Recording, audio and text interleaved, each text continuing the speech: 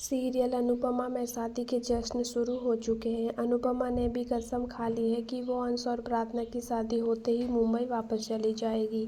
हालांकि अनुपमा को अभी ये नहीं पता कि ऐसा कुछ नहीं कर पाएगी। सीरियल अनुपमा की कहानी में अब तक आपने देखा है कि अनुपमा के घर जाने के ख्याल से ही ख्याति का पारा हाई हो जाता है। राही और परी को रोकने के चक्कर में ख्याति का पराग से भी झगड़ा हो जाता है। पराग परिवार के लोगों को अंश और प्रार्थना की शादी में जाने की इजाज़त दे देता है। ऐसा होते ही राही और परी मिलकर अंश और प्रार्थना की शादी में जाने की तैयारी करते हैं। इसी बीच अंश और प्रार्थना की शादी में एक और पकड़ा खड़ा होने वाला है।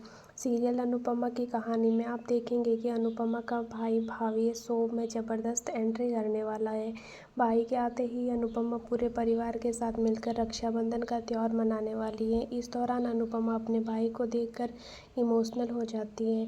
अंश और प्रार्थना की शादी की रस्मों के बीच लीला की पड़ोसनें शाह हाउस में पहुंच जाएगी। अंश और प्रार्थना की शादी में सभी लोग लीला से पूछेंगे कि उसने शादी के लिए किसी को क्यों नहीं बुलाया। इस दौरान औरतें पूछेंगी कि प्रार्थना के बच्चे का बाप कौन है। पड़ोसनों की बातें सुनकर लीला का पारा हाई हो जाता है। लीला बिना कुछ देर किए सभी पड़ोसनियों को घर से बाहर निकाल देती है। लीला दावा करेगी कि अंश और प्रार्थना की शादी सबको बहुत भारी पड़ने वाली है। लीला ऐलान करेगी कि वो अंश और प्रार्थना की शादी में किसी को नहीं बुलाएगी। पड़ोसनों के जाने के बाद लीला अनुपमा पर भड़कने वाली है। लीला कहेगी कि उसका समाज अंश और प्रार्थना की शादी को एक्सेप्ट नहीं करेगा। इस दौरान अनुपमा के पास बैठी लीला अपने फैसले पर सवाल खड़े करेगी। इतना ही नहीं, लीला को तो रोना भी आने वाला है। लीला दावा करेगी कि शादी के बाद